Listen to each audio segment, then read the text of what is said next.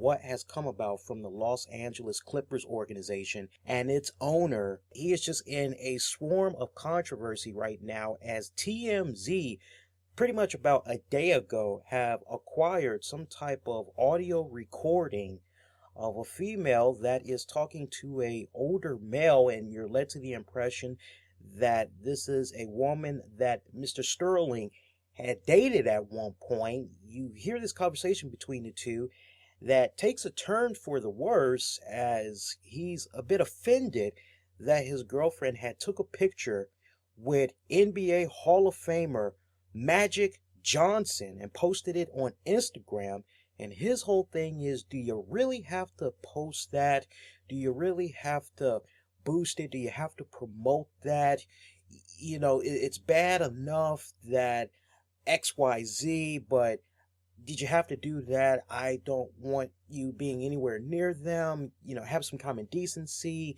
Basically, the way that this guy was coming off, it was like, look, you got to tone it down as far as hooking up with the black people. You know, it's bad enough I got them as the basketball players, but, you know, that's really as far as I want it to go, is kind of like the message that he was saying. Now, I'm going to let you guys know straight up, I have not listened to this recording yet because I actually did not find out about this because I was actually remixing when I got home from work Friday night.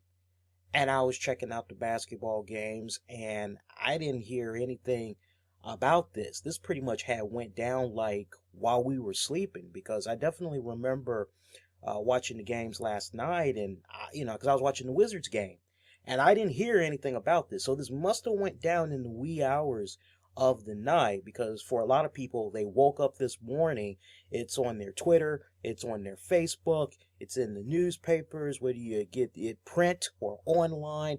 There was just really no way you could miss this headline piece of news. But for me, I actually didn't find out about this until game 1 of 2 on TNT was on, and it was during their first halftime break that Ernie Johnson and the crew talk about this, and they all talked about how they had heard the audio recording.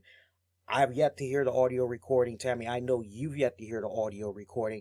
Those of you that's listening to us live right now, those of you that's going to be checking this out on the downloads, for those of you that have not heard the live recording, I definitely want you to enlighten your ears, open your mind for the next few minutes, and I want you to listen to this, and we're just going to all process it together. This audio piece I'm going to be playing for you guys is about 9 minutes long, so we're just going to go on ahead, we're going to let it play, and then Tammy will come right back in, and we'll just go with what we're hearing, and we'll talk a little bit more about how celebrities and just everybody has been reacting to this piece of news. So let me load up the track now for you guys.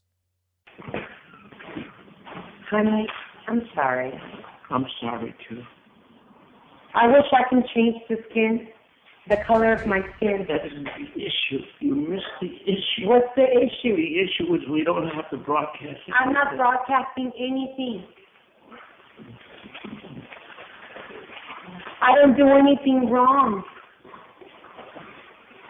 Nobody said you did anything wrong. I don't do anything wrong. If we ever have any issues, it's because people call you and tell you things about me that are not true. Why are you broadcasting? I'm not broadcasting Why are you anything. taking pictures with minorities? Why? What's wrong with minorities?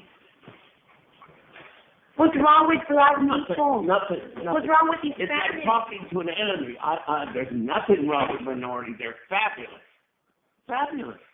Because you're an enemy to me. Why? Because you don't understand. I don't understand what. Nothing. That racism still is alive? No, that there's a culture. What culture? People steal certain things. Hispanics steal certain things towards blacks. Blacks steal certain things towards other groups. It's been that way historically, and it will always be that way. But it's not that way in my heart and in my mind. But maybe you want to adjust to the world. But why? If the world doesn't do anything for me and they don't make me happy. You're right. I don't want to argue with you. I don't want to argue. I can't be racist in my heart. And that's good. I'm living in a culture, and I have to live within the culture. So that's the way it is. That's how I got it. I got the whole message. You live with your heart. I don't. You can't be flexible. You can. I am flexible. I understand that that's the way you were raised and that's your culture, and I'm respectful and respectful. Why do you have to disrespect them? Those are. Who am I disrespecting? The world before you. Why am I disrespecting them? By walking, you're perceived as either a Latina or a white girl. Why should you be walking publicly with black people? Why? Is there a benefit to you? Is it a benefit to me? Does it matter if they're white or blue or yellow? I guess that you don't know that. Maybe you're stupid. Maybe you don't know what people think of you. It does matter, yeah. It matters. Do you know that I'm mixed? No, I don't know. You know that I'm mixed. You told me you were going to remove those. You said, yes, I understand you. I mean, you change from day to day. Wow. So painful. Wow. People call you and tell you that I have black people on my Instagram, and it bothers you. Yeah, it bothers me a lot that you want to broadcast that you're associating with black people. Do you have to? You associate with black people. I'm not you, and you're not me. You're supposed to be a delicate white or a delicate Latina girl. I'm a mixed girl. Okay. Well, but and you're in love with me. And I'm black and Mexican, whether you like it or not, okay. Whether the world accepts it or not. And you're asking me to remove something that's part of me and in my bloodstream because the world thinks different of me and you're afraid of what they're going to think because of your upbringing. You want me to have hate towards black people? I don't want you to hate. That's what people do. They turn things around. I want you to love them privately in your whole life. Every day you could be with them. Every single day of your life. But not in public? But why publicize it on the Instagram and why bring it to my games? Why bring the black people to the games?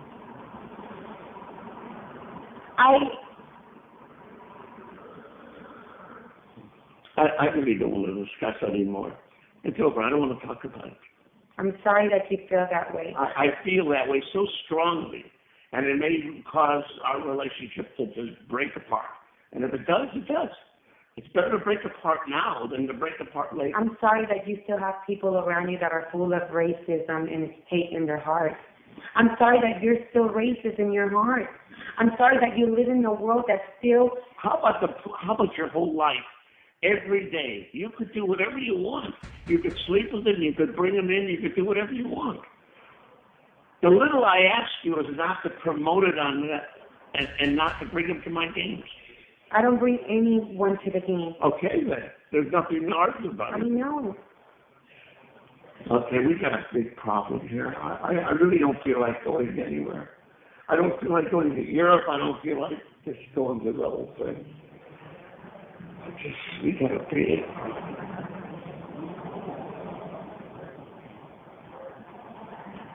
If you didn't like someone that I was with, I would stop seeing that person. I'm sorry, I don't have any more friends. What would you like me to do? Remove the skin color out of my skin? Is that a real issue, or are you making something up? I mean, I just don't understand what the issue is. There's nothing wrong with you or your skin color. Why are you saying these things? To upset me?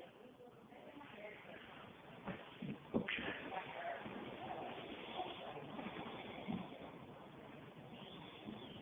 Sweetie, I'm sorry. I'm so sorry, too. We made a giant mistake, both of us. Everything you say to me is so painful. Do I want you to change the color of your skin? You know how to really hurt somebody. And just, instead of saying, I understand. I don't understand how you can have so much hate towards minorities. I don't have any hate. I love them. I cannot understand Why would you say how that? a person like you who's elevated, who's here, still feels above the world, and you can't even be seen with someone in which is considered of a different skin color. They can be with me all day long and all night long. I can't believe that a man who's educated, a man who's a scholar, a man Well, who's... believe it and stop talking about it. Let's finish our discussion with a period, okay? You're not making any good points. You can't believe this man. That's all I am. I'm not a good person in your eyes. If I was a good person, you wouldn't say, I can't believe this. I can't believe that. What am I Which supposed are all to lies. say? I love this. Look at all this negativity coming from... There's no negativity. I love everybody. I'm just saying, in your lousy Instagrams, you don't have to have yourself with walking with black people. You don't have to. If you want to, do it. If it's white people, it's okay?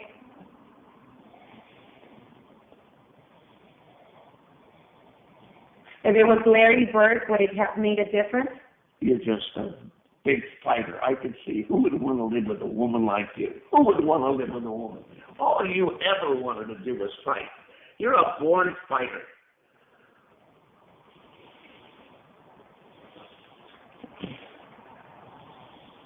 I'm sorry that you're mad. You're the worst mouth. Why are you so angry, honey? What's wrong? Well, why would you bring up Larry Bird? What has he got to do with it? You can walk all night long with your sisters or your family. I saw someone I admire. I admire Magic Johnson. Okay, good. I'm sorry. Okay. He's made a lot of changes for his community, for the world, for the people, for the minorities. He's helped a lot of people. Why are you forcing this down my throat? I'm finished talking to you. I have nothing more to say. And I took a picture with someone I admire. Good. And he happens to be black, and I'm sorry. I think it's nice that you admire him. I know him well, and he should be admired. And I'm just saying that it's too bad you can't admire him privately. And during your entire life, your whole life, admire him. Bring him here, feed him, him. I don't care. You can do anything. But don't put him on an Instagram for the world has to see, so they have to call me. And don't bring him into my games, okay? I don't know him personally. Please leave me alone. Please, please. I'm sorry. Is there anything that I can do to make you feel better? No, you could never make me feel better. I'm You're sorry. just a fighter and you want to fight. All right, so you just got done hearing the Los Angeles Clippers owner, or what's believed to be him, Tammy. Let's make sure we stress that. Allegedly, you just heard Donald Sterling talking to his then at the time girlfriend, who, as we find out, Latin is dominating her in the genes, but I guess she's also mixed with maybe white or black or a combination of both. Have a very heated discussion there of an Instagram photo that she took with Magic Johnson. And, you know, I know some of you guys are like, whoa, but, you know, Tammy, I want to go on ahead and I want to get your reactions, and you just run with it for as long as you like.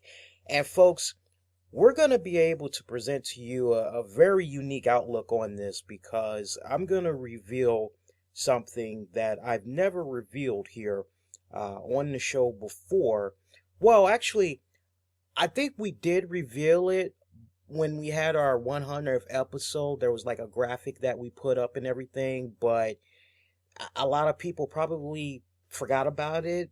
Maybe a lot of people don't know, but y'all know I'm African American, and for those of you that don't know, you can actually see me live in the flesh every single week on YouTube. Just look me up, check out the links below. But Tammy here is Caucasian. Now, another thing that I'm going to reveal to you guys that I've never revealed before is, because I don't really talk about my personal life like that, and that's I've dated women that were African American, Hispanic, Asian, Caucasian. So there's definitely not a mean spirit in my heart as far as feeling a certain way towards people of different ethnic origins. And Tammy, I know, you've been involved in interracial relationships, so you can definitely say with 100% certainty that there's not a fiber of racism in your heart. So, on that note, talk about what you just heard right there. Well, I certainly will have to say that is...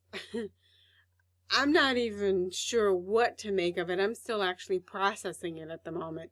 Some kind of KKK person, at least maybe I'm a little bit wrong on that, but that's the way I'm feeling of where, I have this certain cult, this certain thing to present, this certain way that I need to act.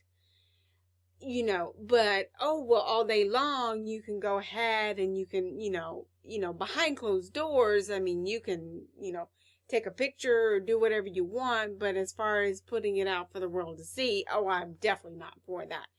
And this may have been a conversation, but there's part of me that wonders if she didn't egg him on just to get him the way she got him. Because it did sound like she was stringing. Sound like she was stringing him along. She was trying to get his emotions up, and which she did, because he kept saying over and over and over again. You hear out of his mouth saying, "Oh yes, I really like minorities," and da da da da da. But he's raising his voice, and everything is just angry. So that true being of him is racist, or does not like some part of that. Just like he's trying to say, "Oh, well, you can't bring them to my games." Really? They're putting money in your pocket. They're minorities. It is what it is. You have a minority coach. You have minority players. Get a grip. So basically what you're telling me is that I have a minority coach. I have minority players because they can get me what I want. But as far as having to deal with them on a personal level, I don't.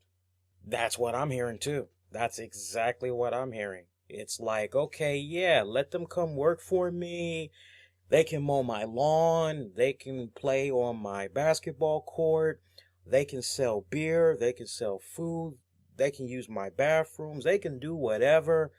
But when it's after hours, when I'm off the clock and I'm kicking back with my dog and I got a smoking pipe in my mouth and I'm kicking back in my recliner, don't have any of those people come knocking on my door. Right. Because I don't want to have anything to do with them. Because I don't socialize. I might admire them from afar, like he said with Magic Johnson. It's so like I'm telling you one thing and I'm showing you one thing, but that inside person is a whole nother person. I mean, how jacked up is it to say you don't, or insinuate that you don't want to have anything to do with minorities, or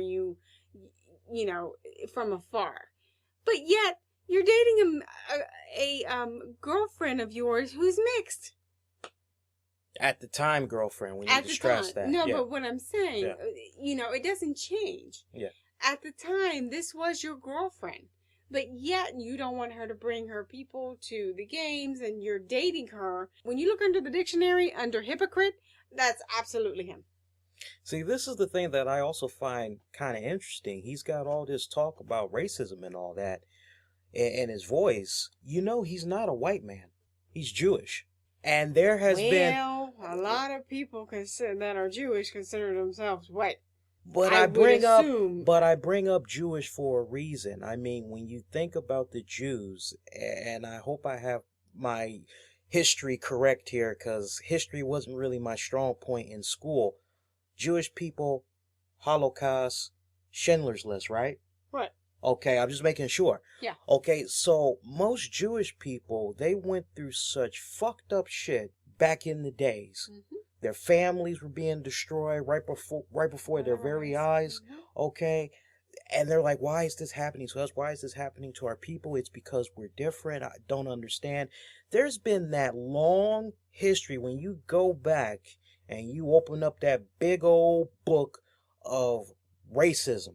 Jews have always, a majority of the Jews now, they have always been the type to say, okay, you know what? We're for progress. We're for the mix of races. We're for blacks, whites, and everybody working in harmony. That type of mix. I'm not talking about interracial dating. I'm not talking about interracial dating. Yeah, but you also had some Jews who were for white supremacy. Well, whoever this person was definitely sounds like white supremacy. Now, see, here's the thing that I don't understand is this guy is 80 plus years old. Now, for a lot of people, they're like, oh my God, OMG, what the hell, blah, blah, blah. Folks, this really shouldn't surprise you that this is coming from the mouth of somebody up there in age, because let's not be mistaken right here. Whether some of you all want to maybe not admit it, the truth is really looking at you right here when you hear this. There are still racist people in North America and in other parts of the land today, and I think it's something that we're never going to be able to shake off. It doesn't matter how many decades go past. It doesn't matter how many new centuries that we bring in. It doesn't matter how many people may become the black, Hispanic, female president of the United States. It's not going to matter. There's always going to be that moment where you get that punch in the stomach and you're reminded that, okay, we haven't gotten as far along as we'd like to think. I'm not surprised by these comments if they are from, in fact, Donald Sterling, because he's up there in age. Think about what it was like when he was growing up, okay? 9 times out of 10, when he was a kid, he probably was taught by his dad. Now, you see them darkies right there? That's what we call niggers. You don't want to have anything to do with them. They're smelly, they're disgusting, they're stupid, they're nothing but gorillas. You don't want to have anything to do with them. Stay away from the chinks. Don't have anything to do with them. The chop suey, eating rice, all that hate stuff. And when you have that be programmed into your kid at an early age, what is it that they say? The first, I think, 4 to 6 years are very critical in a child development, because they're learning from the parent, and their personality will be set in stone, if I'm not mistaken, by the age of 7 or 8. So those first 6 years are very critical, okay? Again, it doesn't surprise me that he made these type of comments, and I don't think people should be surprised by that as well. What I'm a little bit surprised about, if this was in fact him, is the fact that he would even have this conversation to somebody that is 3-4 times younger than him. I've actually seen the picture of this young woman, and she's quite young, old enough to be his daughter, and then some, so it's kind of like, I'm surprised that he would even have this conversation with her. I'm sorry, but if I'm a billionaire, okay, and I have a net worth, and this is his net worth, last I checked, 1.9 billion as of September 2013. Common sense right here. If I am a billionaire and I have that net worth, I don't give a fuck how many martinis, how many Smirnoffs you put into my system. I'm not going to be having that conversation with you.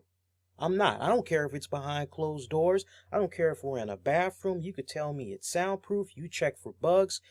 I'm not having that conversation with you. I don't care if I've been fucking you. I don't care if I've been your friend for 5, 10, 30-something years. I'm not having that conversation with you, because I do not want to be in a position where I got to deal with the repercussions. Yeah. Unfortunately, depends on in what way she was having that conversation with him, and how he probably felt at that point it was safe, so on and so forth. You never know in the time frame that you're doing something what will happen so many years down the road, because obviously, as you've heard, there is some kind of a lawsuit going on, and I think she pretty much had an ace in the hole. Let's follow up on that. Yeah, let's follow up on that, what you just said right there. Yeah, because I saw this update by Ernie Johnson, NBA on TNT. Let's actually read you a statement from the Clippers. They said, We have heard the tape on TMZ.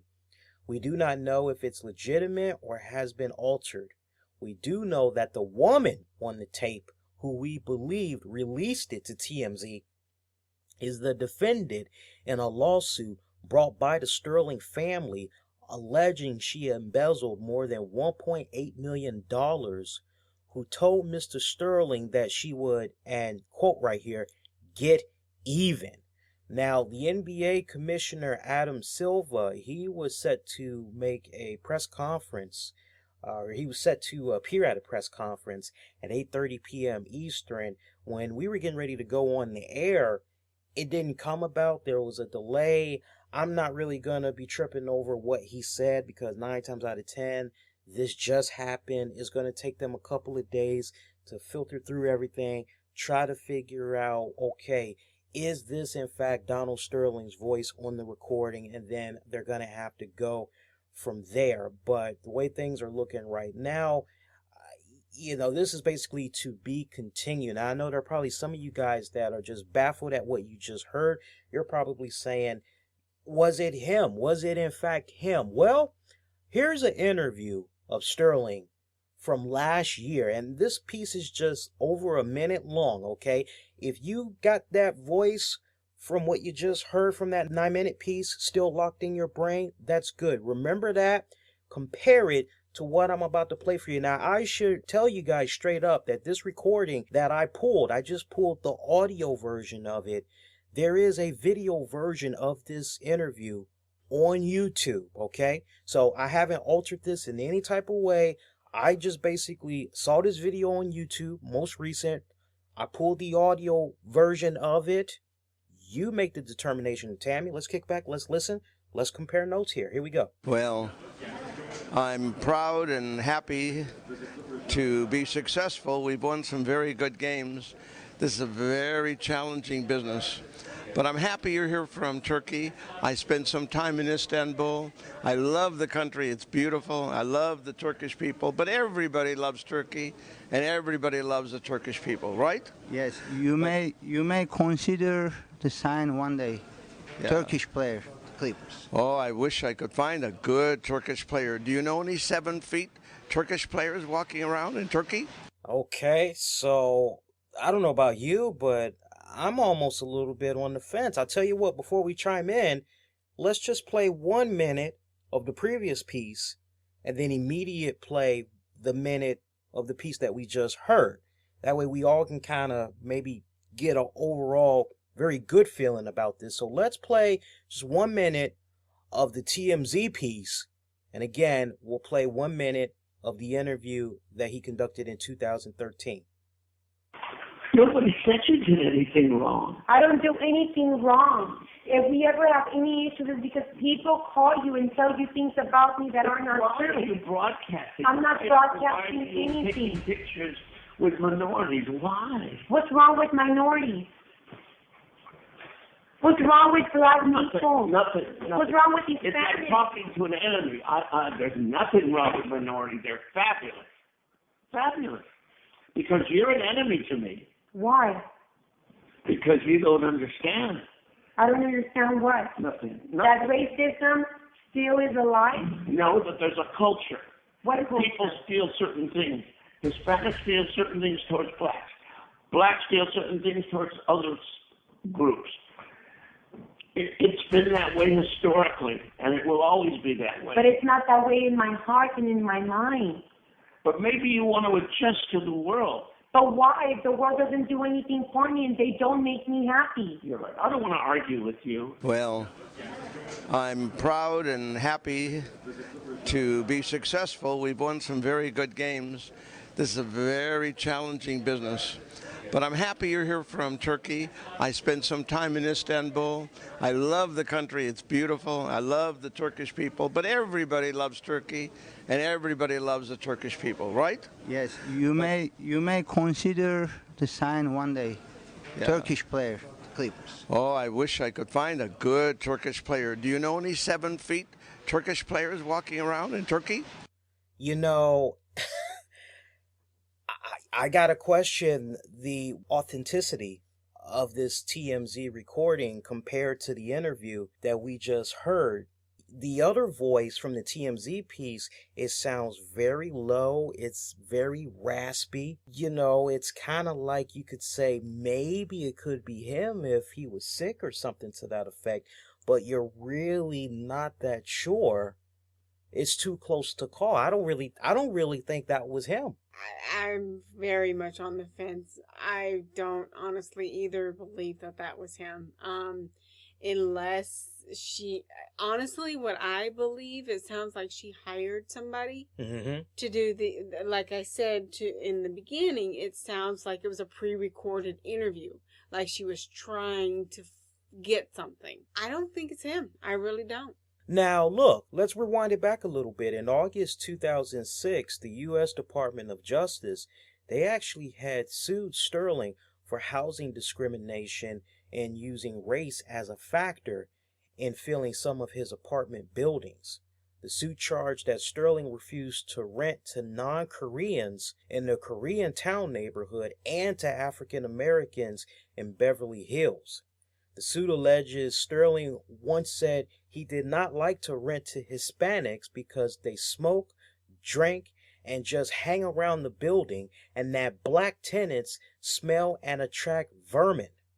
Now, in 2009, ESPN had reported that Sterling agreed to pay a fine of $2.73 million to settle claims brought by the Department of Justice and Davin Day of Newport Beach that he engaged in discriminatory rental practices against Hispanics, blacks, and families with children. Now, folks, in addition to that, Sterling was also ordered to pay attorney fees and costs around the ballpark of just about close to $5 million. All right. Now, February of 2009, Sterling was sued by former longtime Clipper executive Elgin Baylor for employment discrimination on the basis of age and race.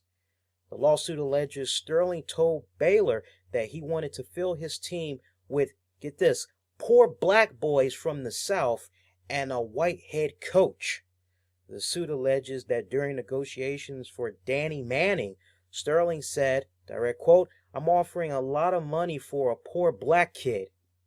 The suit noted those comments while alleging the, direct quote, Caucasian head coach was given a 4-year, $22 million contract, but Baylor's salary had been frozen at a mere $350,000 since 2003. So when you hear this little bit of history here, history hasn't been too kind for him. It's in black and white. He's been caught red-handed. His hand is in the cookie jar. So now you got to kind of go back to that TMZ tape and say, okay, you know what? This very well could have been him. He's got the track record For it, no doubt. But I'm still very much on the fence on that interview. I think it was, honestly, I think it was staged. I think it was staged to set him up. There's been league-wide reaction to Donald Sterling's racist remarks. I only want to read a few to you all. Of course, most notably, Snoop Dogg, he posted a video about it. Baron Davis had this to say: "That's the way it is. He is honest about what he believes in. Been going on for a long time. Hats off to the team for playing above it all." Magic Johnson, he had this to say about the whole matter: "My wife and I will never go to a Clippers game again as long as Donald Sterling is the owner." He would go on to say, "I feel sorry for my friends Coach Doc Rivers and Chris Paul that they have to work for a man that feels that way about African Americans." Stu Jackson, 4 words we rarely ever hear again: Clippers free agent signee. I mean, that just really gives you a taste. Kobe Bryant, he recently had put out a tweet saying, "I could never play for him." It's just wide reaction to this right here. If you're the NBA commissioner, Adam Silver, Tammy, and it turns out this is accurate, I'm sure a lot of people are wondering what rights can the new commissioner take. And you talk about a huge task right here for the new commissioner, as David Stern had retired in February. And you know what? Talk about the timing being so perfect too, because for him to be going through this right now, as he would be trying to make his exit, like if he would have extended it a little bit longer and basically wait for the NBA Finals to conclude, then retire. Talk about having this little blemish on his record, because a lot of people say he did a lot of good for the league, but here you got Silva stepping up to the plate. If it turns out that it is in fact Sterling's voice, could we possibly see all the league owners come together and try to vote out Sterling? Or, if that's not on the table, is the commissioner going to be in a position where he can maybe indefinitely suspend the Clippers owner? If you're Adam Silva, and it turns out this is legit, what are you going to do? What would you like to see him do? A tough call. I mean, if it comes out that is a completely legit conversation by him, then there's definitely, finding him is not going to be a drop in the bucket. I mean, anything you find him because of his net worth is not going to be enough to sting. The only thing that you could even look at doing is either suspending him or voting him out. That in itself, in the league of basketball, that is a disease. And it's not healthy. And so many of the players and coaches will be so outraged if it is, that they'll probably have no choice but to vote him out or suspend him, because they're not going to let it go with a slap on the wrist. Right. You're right. There's absolutely no fine in the world. But you know what? I'll tell you what. If I was the commissioner and it turns out this was legit, I would make a strong example that type of behavior will not be tolerated in the National Basketball League. I would hit him with the highest fine in NBA history. I would slap him with a $10 million fine. I would suspend him for 3 years. That means he could not deal with the day-to-day operations of the Clippers, because after all, these basketball teams, there is that responsibility to shareholders, stocks. I'm sure there's respected board of directors and all that. So surely you can definitely get him in a position where he's not going to have anything to do with the day-to-day operations for the games.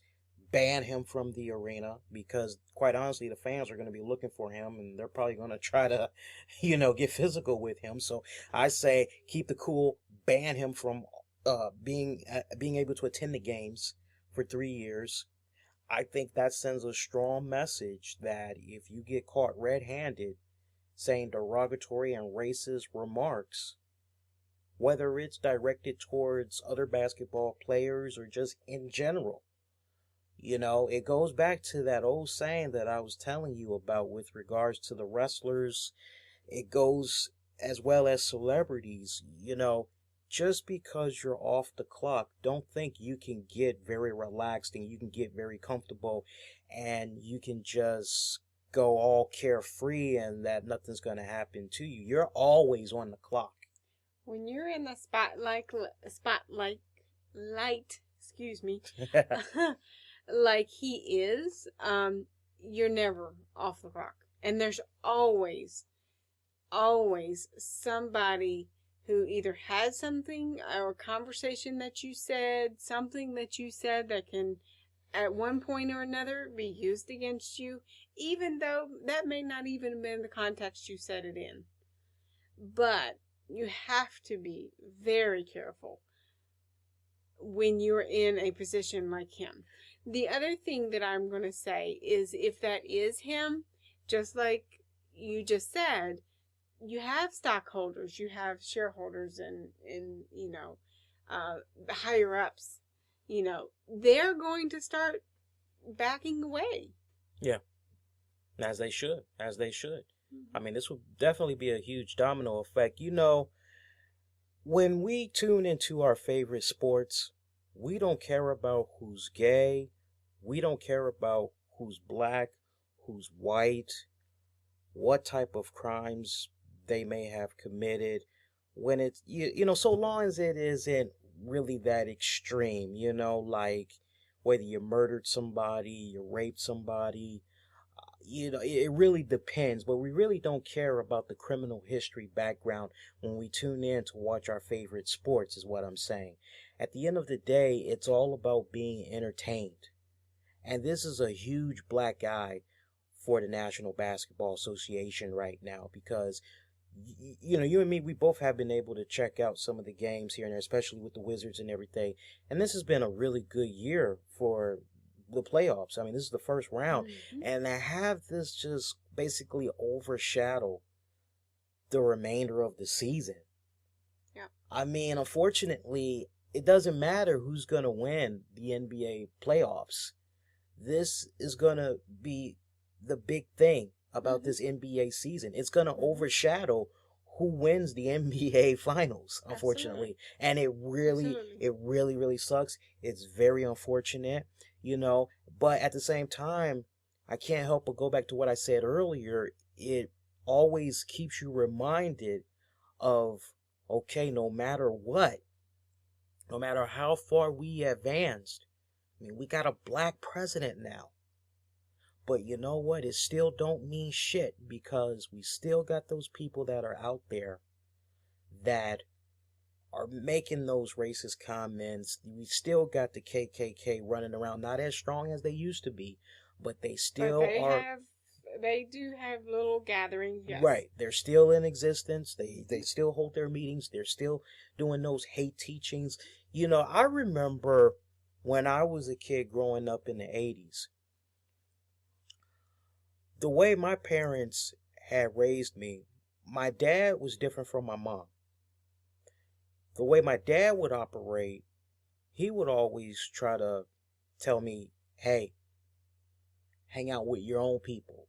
And his whole thing was, when the shit hits the fan, you get in trouble, you want to be near your own people because you can rely on them. Don't be befriending the Chinese, the Hispanics. That's how he rolled. Every single person that my dad hung out with was African American. And it's funny that he would say that because he had a really great job at Sears Tower in the early to mid 80s. Really great job at Sears Tower. He was like in one of those executive positions. He was high up there. I remember as a kid, I would always wake up. This was during the summer when I didn't have school, but I would wake up and I would see him, and he'd be shaving, he'd be putting his cologne on, and he'd be putting on these really nice, good-looking suits, and he'd have a briefcase, and my mom would be making breakfast and everything, and we'd sit at the table, and I was proud of my dad because it was like, my dad is somebody. He's cool. He works downtown. He's got a good job.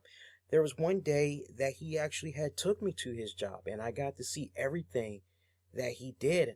And I still remember the elevator ride. It was so freaking long. Okay? You guys that know the Sears Tower building, that's a pretty damn big building. I think at one point it was the tallest building for many years until something else had came along. I forget what it is now because I haven't lived in Chicago in many years. But I remember how he took me to his job one day. And everybody was like, oh, this is your son? And, oh, when you get up there, you would have a bright future with us. Your dad is so awesome.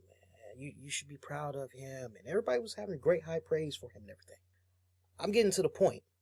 All this talk that he was doing about stick to your own people, when it counts the most, you can rely on them. Well, it would actually turn out to be one of his people, his own people, an African American, that would influence him to quit his job, act like a damn idiot, all that other crazy stuff. And then when it came to needing help, well, that same black friend was nowhere to be found. It was like, well, sucks to you be you, nigga. It was basically like that. So it's kind of like, okay, so you're saying stick to your own people, yet you let yourself get heavily influenced by somebody that affects the money in your pocket and putting food on the table for your family and a roof over the head for your family. You let somebody get into your head like that. So I learned very early on that my dad's way of thinking was so wrong.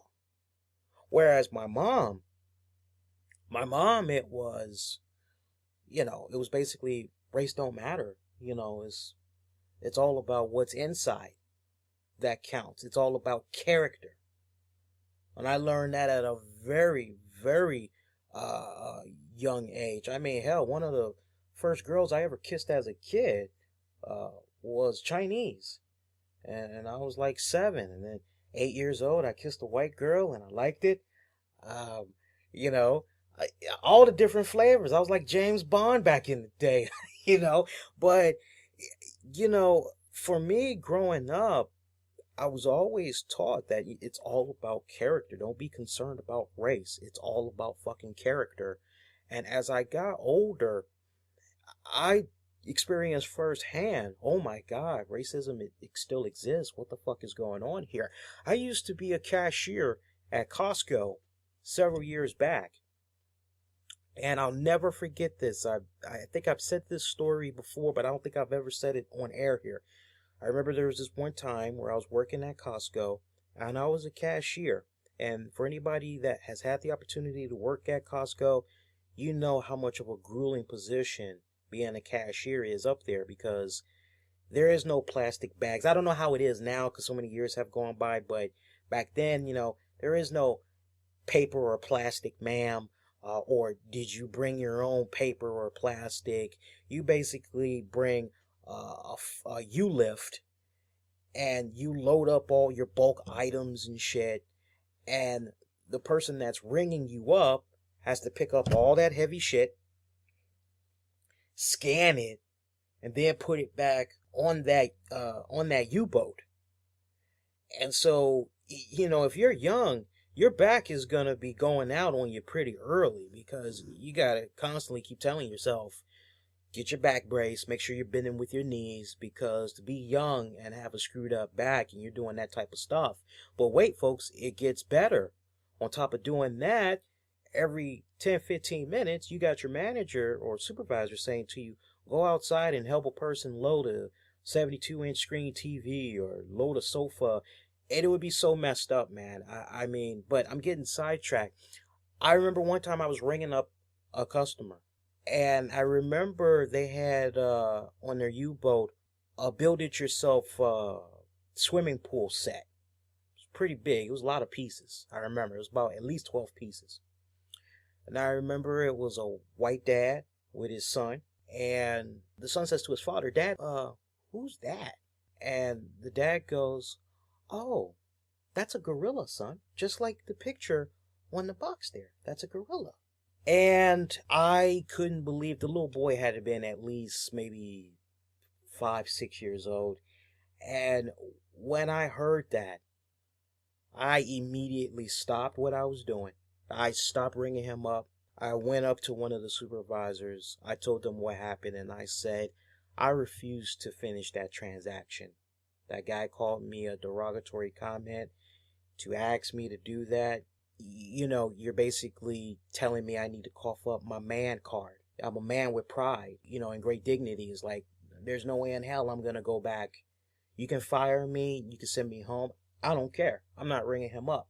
So somebody else had ended up finishing the transaction. It was so jacked up. There was another time where in a really nice little neighborhood out in Silver Spring, Maryland, I was in this really nice neighborhood of townhouses and homes, and you basically had, like, in one section there was a lot of blacks, whites, little touch of Asians. Everybody got along very nice in that section.